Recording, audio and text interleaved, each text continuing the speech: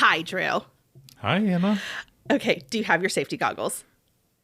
I did, but I don't know why. Okay, because guess where we're going today? Where? We are going to a rage room. A rage room? Have you ever heard of those? I think I've heard of it, but I've never been. It's a big room with a bunch of stuff, and then you get sledgehammers, and you get to just smash things. Awesome. I know, I'm so excited. And it's supposed to, like, help you get all your mad out. So, are you mad at something? I will be by the time we get there. Okay, great. Because I am mad at stuff, too. I think everybody just gets mad sometimes. Sure. And so this is a great way to go. And you just like go and you smash and you break and it just, and scream. And I'm so excited. Are there headphones? I don't know. Probably. I don't know which of us is going to need them more, but let's do it. Okay. I am so excited. And on our way, we are going to talk about a story in the Bible where Jesus turns the temple into a little bit of a rage room. Oh, yeah. So you want to go? I'm ready. All right. Get in the van. Let's go. Let's go. From the stories of Noah's Ark and Manna on the lawn, through the Gospels of Matthew, Mark, and Luke, and John. Whether you're new to this or an avid Sunday schooler, we'll learn about the Bible just like church, but even cooler. And we take what we learn and we use what we find to go into the world and let the light of God shine. Buckle up, kids. Minivangelism. It's time to go Minivangelism. In faith we grow Let's start the show!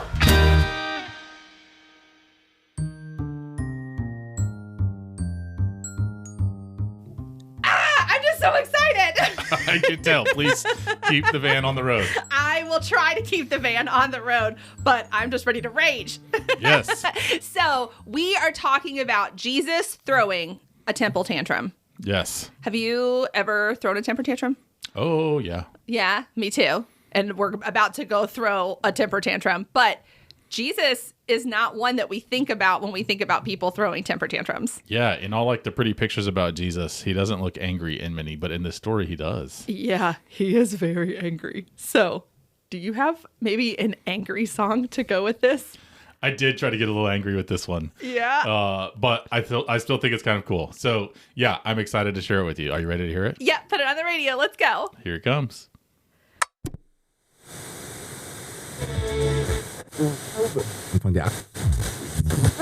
Jesus walked into the temple. We were staring at the stones. There were neon signs saying stand in line, buy a sheep or get a loan. Change your coins or buy a pigeon. It'll cost you just a smidgen. You can sacrifice if you pay the price. That's when we heard Jesus groan. Ugh. It started out with a kick and a crack of his whip. Then he let out a yell. Hey, people! What the heck is this sick, pluralistic, super callous, fraudulistic, godless, foolish trick that you think you're pulling? My father's house is supposed to be a house of prayer, but don't you see you made it all into a robber's den? Mark my words, I'll be back again.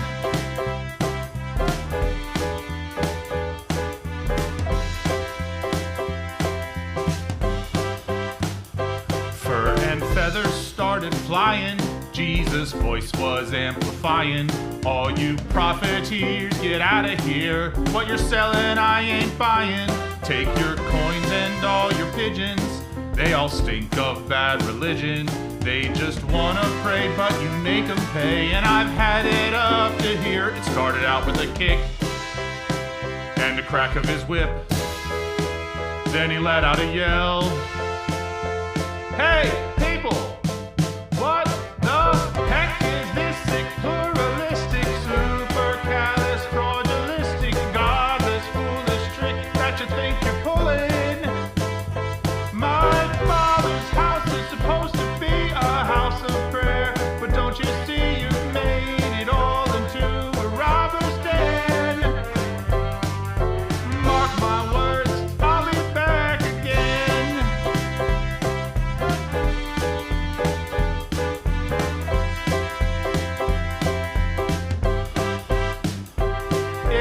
public and aggressive, and really quite impressive.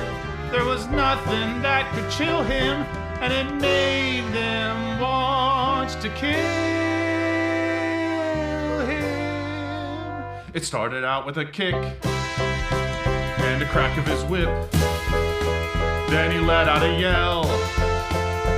Hey, people!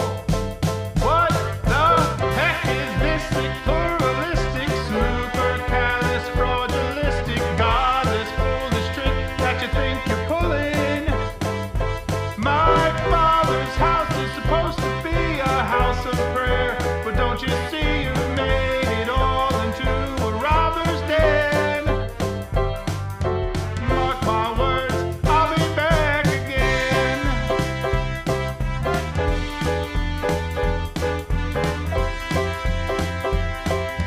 Mark my words, I'll be back again. Oh my gosh, that was so good. Thank you very much. I really enjoyed writing it, and it kind of helped me get a little bit of rage out, but I have enough for the rage room. So they normally in rage rooms, they play rock music while you're raging. That'll work. Maybe we play this song. Yes, I think that'll work just fine. I think it'll work just fine. All right, so let's talk about this story in non-rage song form. So Jesus goes to the temple, and the big temple in Jerusalem, and he walks in and he sees not worship happening. He sees a marketplace. People are selling all kinds of things. There's money changers, and people are selling animals, and it's just turned into a place that is not what the temple is intended to be.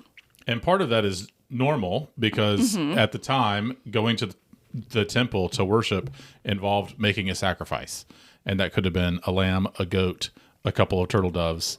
That part is normal, but the way they were doing it, apparently, Jesus did not like. Yeah, there's a lot of reasons why Jesus got very angry, but he did. And he started throwing the tables over, like just dumping everything over, releasing the animals into the street. In one of the Gospels, he gets a whip and he starts like whipping people with it. And he says, "This is my Father's house, and you've turned what was supposed to be a house of prayer into a den of robbers or a den of thieves." And it doesn't make him very popular with the people in the temple. And everybody is a little taken aback by it. But at the same time, I get it, you know? And then the story just kind of ends. Like Jesus makes his point and then he leaves. And he says some other things about, like, you know, people ask him why. And, he talks about the temple being destroyed and then rebuilt. And just a lot of this story is in all four of the Gospels. So Matthew, Mark, Luke, and John. And it's a little bit different in all of them, but everybody agrees. He made a mess. Yeah, Jesus went and raged in the temple because he was upset because they were doing something wrong, and this was a way to get the point across. So I want to stop before we get to the rage room because I have a kid who could talk about this story. She has thoughts. Her name is Sammi. Yes. And Sammi is in first grade, and she's so cool. And Sammi has thoughts on this story. Perfect. So we're going to stop here. While I am talking to Sammi, I want you to create a playlist. So we have your song that we just listened to, but let's come up with some other like songs that we can rage to when we get to our rage room. Okay? I got you. All right, let's go.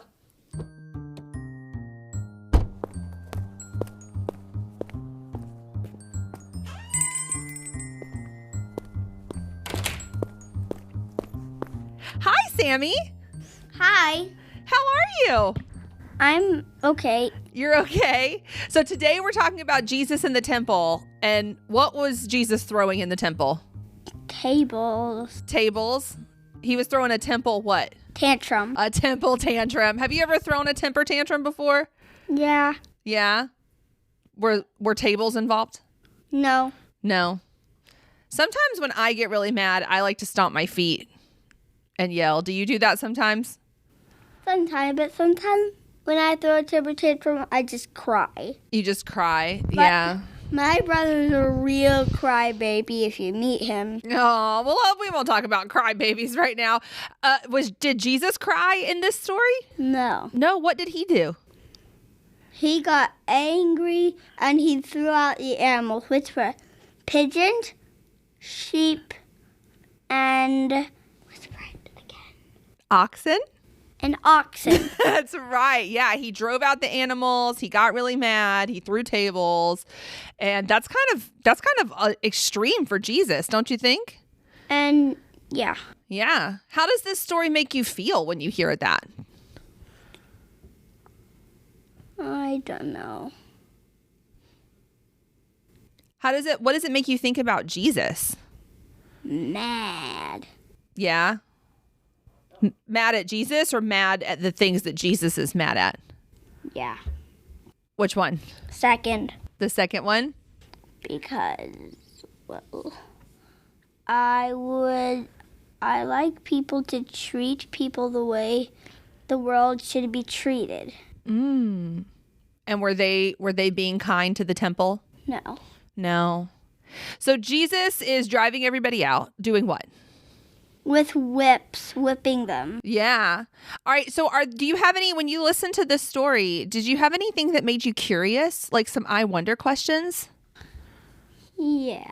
Yeah. What's an I wonder question you I have? wonder why they weren't treating the temple the way it should. Ooh, why weren't they treating the temple the way they should? That's a really good I wonder, Sammi. Why do you think they weren't treating the temple the way they should? Because they weren't followers of Jesus. No, I mean, they were followers of God.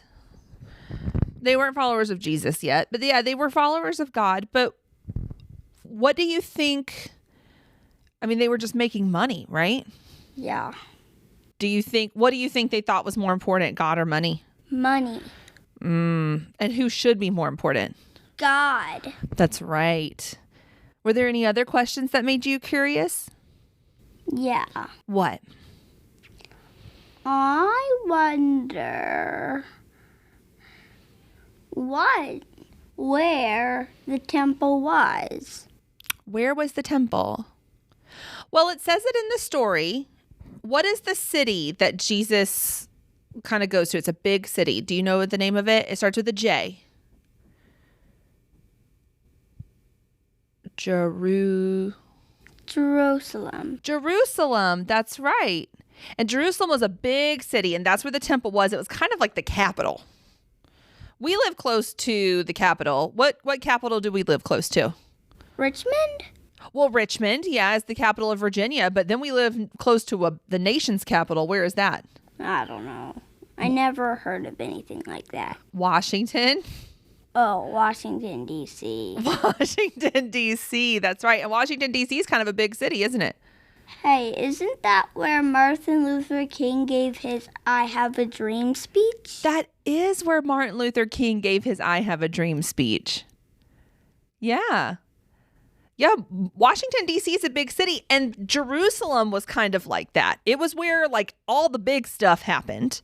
And so the temple being there, do you think it was a little temple or a big temple? Big temple. A big temple. And so for Jesus to be running around that place and throwing tables, how do you think it made people feel?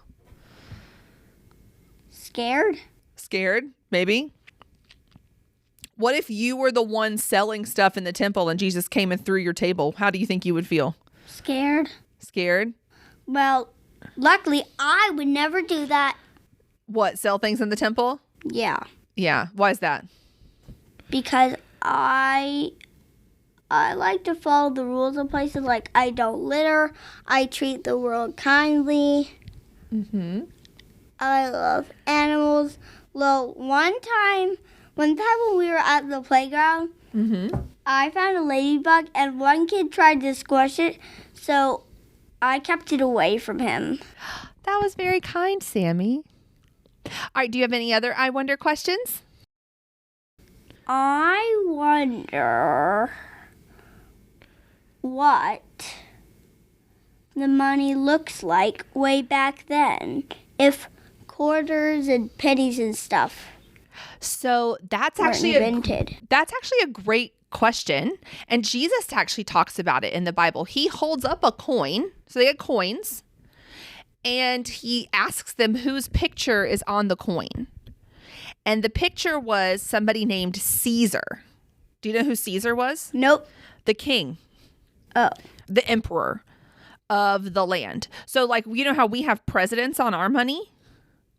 They had the emperor on their money. So it was like gold coins or silver coins with the picture of the emperor. So everybody knew who was in charge. We put not living presidents on our money, but they put the living emperor king on the money. Well, they just remind us to honor, well, our coins remind us to honor the presidents. Mm-hmm. Yeah. And it changes. And have you ever seen money from other countries? Once I have. It was bigger. It was kind of bigger than a quarter. It cost more than a quarter, but I didn't know how much it cost because Dad never, I think it had a picture of a tree on the back. Oh, that's interesting. We'll have to ask your dad what kind of money that was. Yeah? I don't know. Dad doesn't know what it was. That's okay. Besides, it's lost already. Ah, nuts. Do you remember if it was silver or gold? It looked a lot like a quarter. Oh, okay. So silver? I think I'll have to draw you a picture of it. Oh, we'll do that after the interview. You want to? Yeah. Okay. So on Minivangelism, we always like to say that every story in the Bible tells us a little something about God. Oh. What does this story tell us about God? Or where is God in the story? In the temple, watching over them. God's in the temple watching over them? Well, he's in everyone. Well, he's Jesus, right? Yeah. Jesus is God. And so Jesus is, that's where he literally is in the story. But what do you think this story tells us about God? What do you think the story tells us about God? It tells us that God is more important than money. That God is more important than money. I love that, Sammy. That's a really good observation. Money is fun to have, but God is more important. Yeah. God meets our needs, right? Yeah. Yeah. And sometimes that looks like money, but God is more important than money. And is that what you think made Jesus so mad? Yeah. Because what were they doing? And what were they doing in the temple? They thought money was more important. Yeah. And whose house is the temple? God's. God's house. And what is the purpose of a temple? Or now we have churches. What is the purpose of a temple or a church? Why do we come here? Teaching about Jesus and God. Yeah. And it starts with a W. Word. God's word. God's word and worship. Yeah. Right? It's a place to worship. And were they worshiping in the temple at that time? No. That's a really good observation, Sammy. And you were telling me earlier that even though you're in first grade, you can do second grade math. So that means you're kind of smart, right? Yeah. Yeah.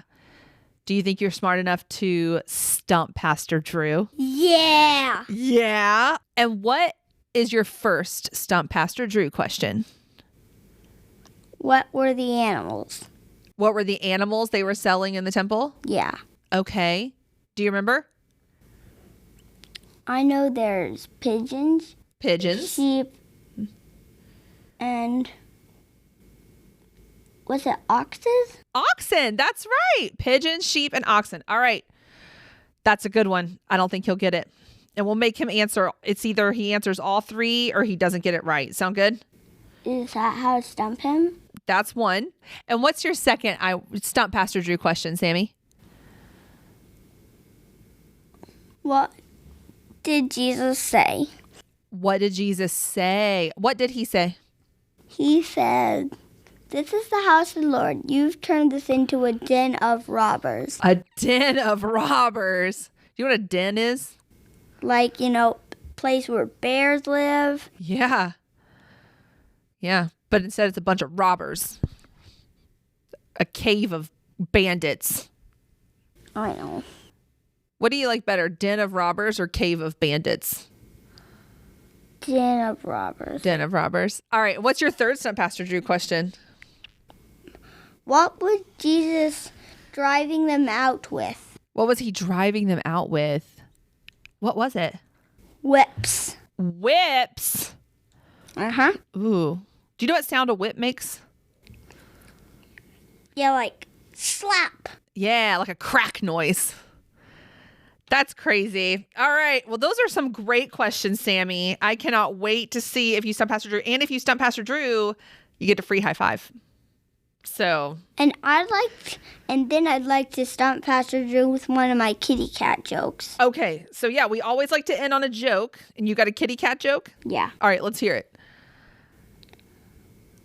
If one cat jumps off a boat, how many are left? If one cat jumps off a boat, how many are left? I don't know what. Do you know what he might answer? I don't know what he would answer. He would answer 9, but it's none. They were copycats.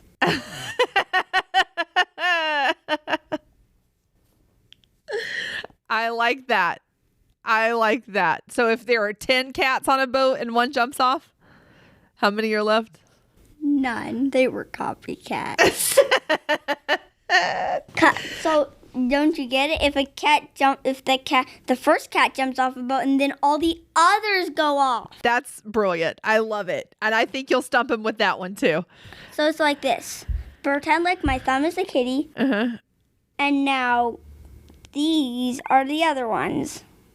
I hold up my thumb because the other one jumped off already. I love it. I love that. Get it? Because he answers 9, but actually the 9 jumped off. Don't you get the point of the joke? Sammi, I get the joke. I get it. Well, thank you so much for coming and talking with me about the Temple Tantrum. It was good to see you. Thank you. Thank you. All right. Well, I'm going to go back and I will talk to you later. Sound good? Yeah. All right, bye.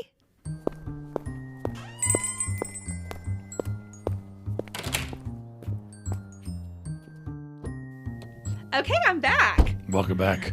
Have you been listening to rage music? Yeah. Is that why you're talking like Batman? Yeah. And or Macho Man Randy Savage? Oh, yeah. Oh, my God. So, Sammi is so cool, and I love her. And she, like I said, she had some opinions on this story. And yeah, let's just get into it. Okay, so I talked to Sammi about this story, and I asked her if it upset her that Jesus was mad in the story, or if it scared her, or if it made her uncomfortable, because it makes me uncomfortable. Does it make you uncomfortable? Kind of, yeah. Because again, like so many of the times we talk about Jesus, he is kind and compassionate and gentle, and those don't seem to be words we would use to describe him in this story. Right. And Sammi said that while it was out of character for Jesus, she said, I like to treat people the way others, or the way I want to be treated. And I feel like we should treat other people with kindness. And these people weren't treating the temple with kindness. So Jesus getting mad, she's like, I get mad if I see people being unkind to others. So Jesus is mad because they're being unkind to the temple, which I thought was a really good insight. Really good. Yeah. Yeah. Kind of sticking up for the temple itself or for God. Exactly. Yeah. So I asked her I wonder questions. And her first I wonder question was, why weren't they treating the temple the way they should? It's a good question. Mm-hmm. There's part of the story which, like the backstory, that helps here. Yeah. And that is that at the time, the people who worshiped at this temple also had a different group that was in charge of their land. The Romans were in charge. Right. And the part of the problem there is that the Romans said, yeah, you can worship that God, but you have to worship our gods too. And over the years, that meant that there was worship going on in the temple that was not to the God that the temple was built for, not to the God of the Bible. And that, for Jesus and for God, is a misuse of the temple. What Jesus particularly brings up is that as they're welcoming people to come and make their sacrifices, they're making them jump through all of these hoops before they can do that. They're saying, we can't use your money, you have to use our money, so you have to pay us so that we give you the right money to use. And it's almost like there's a whole bunch of barriers in place that people have to get over in order to come and spend time with God in the temple. So it's both that other gods are being worshipped, and that the way that even faithful Jews are worshiping is being prevented or stopped. And it's almost like Jesus is saying, you should only worship God, and you should worship God in a way that everybody can do. Right. And so it's kind of two ways in which the temple is being misused.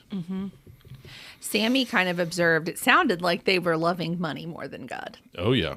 And I thought that was a pretty good observation, too. Yeah, which is a risky thing because money itself can give me lots of cool stuff. It sure can. Yeah, like candy, you know? Yes, and tickets to a rage room. Yeah. So her second I wonder question was, where was the temple? Good question. The temple was in Jerusalem. Yeah. Which is the capital city of Israel at the time. And the word Jerusalem means like city of God's peace. But what's interesting is this is not a peaceful day. No, it's not. So Jesus comes and kind of interrupts the peace of that place in Jerusalem. And you can still go there today. The temple is not all the way there, but there's one wall that still stands from the original temple. Yeah. And Sammi, we talked about, because Jerusalem was like the capital. Yep. And we live near a capital. And she was like, Richmond. And I was like, well, that's the capital of Virginia, but we also live near the capital of our country, which is Washington, D.C. And something that Sammi remembered about Washington, D.C. is that is where Martin Luther King gave his I Have a Dream speech.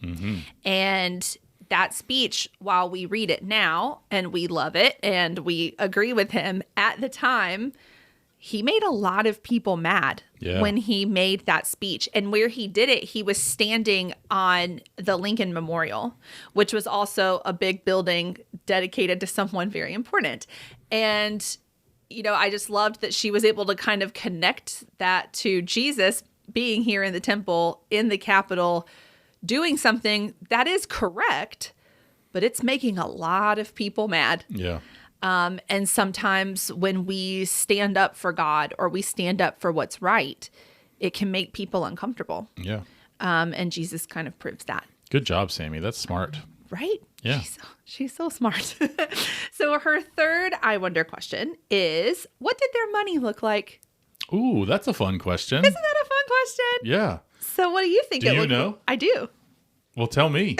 They used coins. They didn't have paper money because paper was very hard to get and it didn't last very long. But they used coins, and the coins could be silver or gold or bronze. And so, like you said, at the time, Jerusalem, this area, was controlled by Rome. And Rome was ruled by a Caesar or an emperor. And so on these coins, there would be a picture of the emperor to remind everybody who was in charge. The interesting thing, though, about the Roman Empire is that major cities made their own money. So the money was unique to each city, state, wherever. And so that could be a little confusing if you were traveling within technically the same country, but everywhere you go has a little bit different money.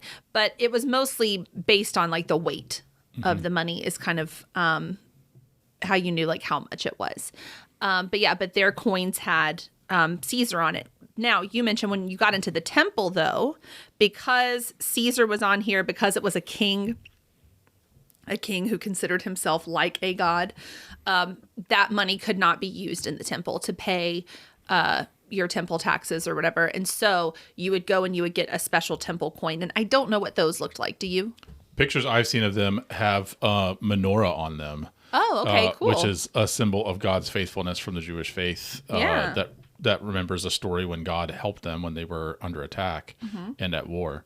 And so you might bring your coins from your city or Roman coins with the Caesar's face, and you would have to give those and trade them for the temple coins. Some people think that what was happening is that you were trading them, but the people trading them to you in the temple were also taking a fee. So they were making money off of your trade. Yes.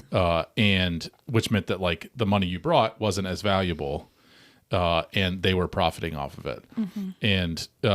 And so some people say this is part of what made Jesus angry, is that they were making money off of people's gifts and their sacrifices. Yeah. And especially like the animals that needed to be sacrificed, they were kind of overcharging them for the animals. Because if you were going to make a gift, a sacrifice of a goat, but you didn't have a goat, or you had to come from far away, you would bring money and buy a goat.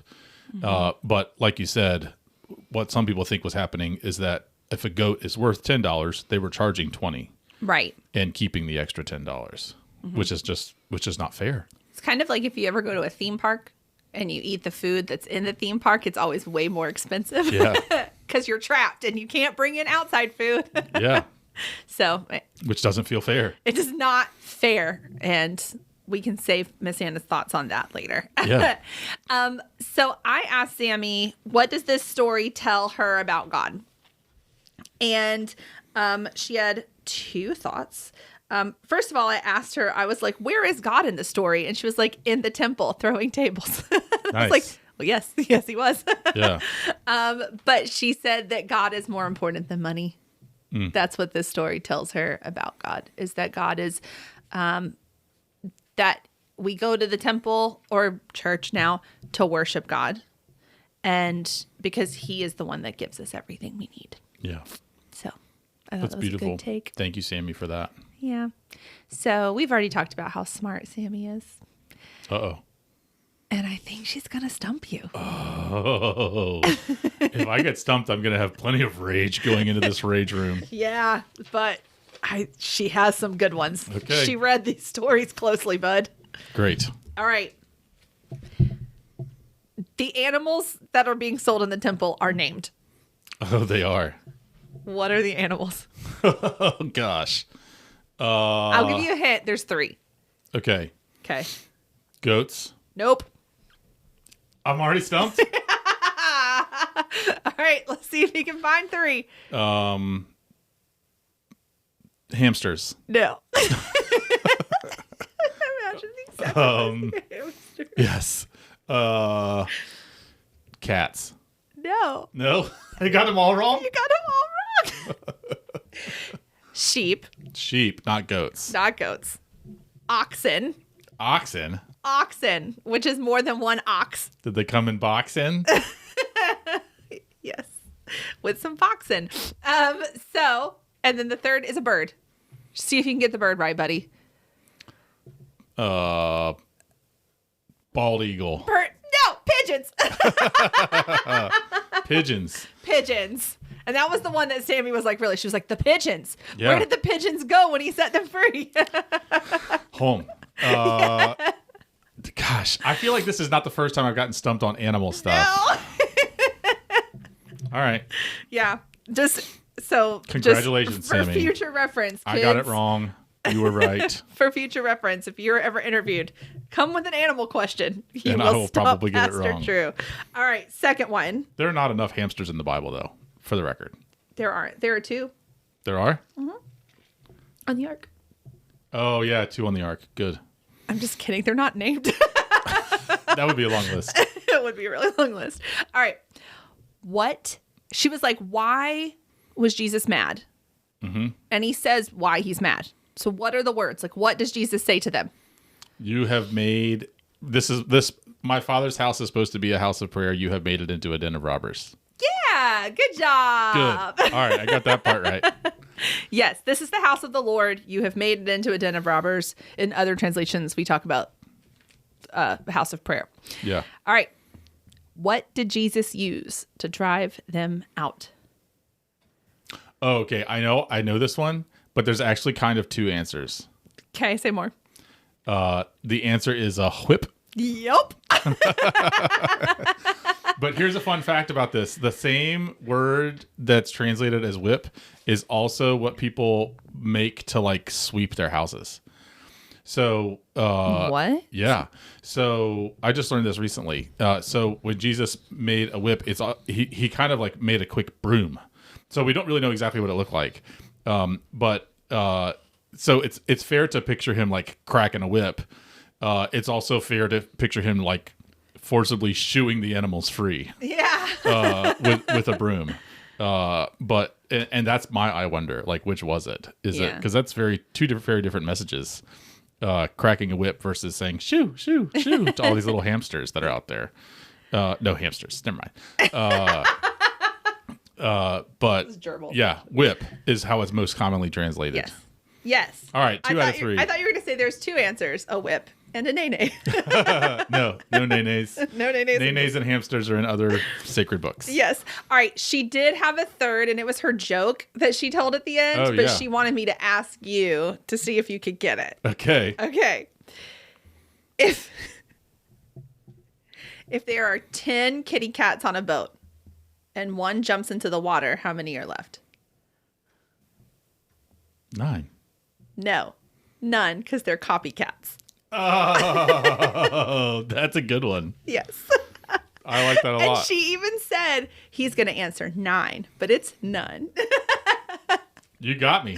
So there you go. Well, I got stumped and joked by Sammi. Yeah, so she gets 2 high fives. She does get 2 high fives. Yes. I'm a little sad, but I'm also happy that you got to talk to Sammi at all. Yeah, because she's so cool. But I'm going to take that sad and I'm going to let it turn into mad. Oh, yeah. You ready to rage? Yes, so we can go into this place because this is a place where it's safe for me to do that, right? Yes. Good. So thank you so much, Sammi, for being our kid interview. Had a great time talking to you. And do you have any final thoughts on the story? My final thought is what I think Jesus is up to. Mm-hmm. I think it's fair that since Jesus is fully God and fully human, that because he's human, he gets angry. Mm-hmm. And when we get angry, we have to find somewhere to put that anger. Mm-hmm. And we try to find places that are safe to put that anger, like a rage room or punching a pillow or something like that, where we don't actually hurt people. It's worth noting that nobody gets hurt or killed when Jesus gets angry in the story. The worst that happens is people lose some money or lose a couple hamsters. Mm-hmm. And pigeons. And pigeons that fly home. So Jesus is angry because he's human. I also think it's interesting that he chooses to do this in such a public place. Yeah. And in the scriptures, sometimes there are people that come to speak for God that do weird or out of the ordinary things in public places, and they're called prophets. Mm-hmm. And part of what they're trying to do is get everybody's attention so that they can listen to what God has to say. And I think that's part of how I interpret what Jesus is up to. He's going to this big bustling marketplace of a temple and making a mess so that people pay attention to what he has to say. He also is kind of picking a fight. He's like, all right, you people in power, if you don't like me, I'm going to give you one more reason not to like me so that we can actually figure this out together. Yeah. And in most of the Gospels, this happens late in Jesus' ministry, around the start of Holy Week.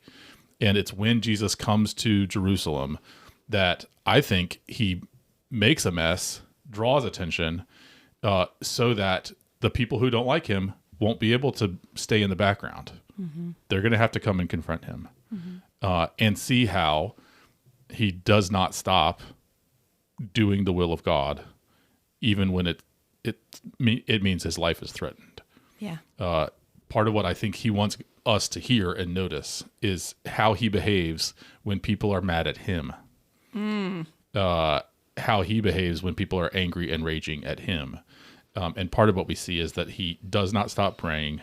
He does not stop loving, even when it costs him his life. Yeah. And in order to show us that, he gets our attention with this big, messy tantrum.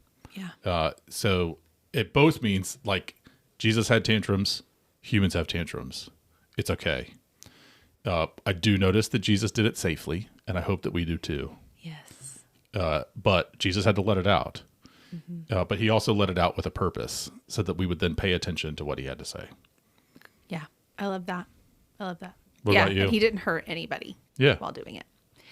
Yeah. I mean, kind of like what you're saying, this episode's being released during Lent. So we're getting ready for Easter.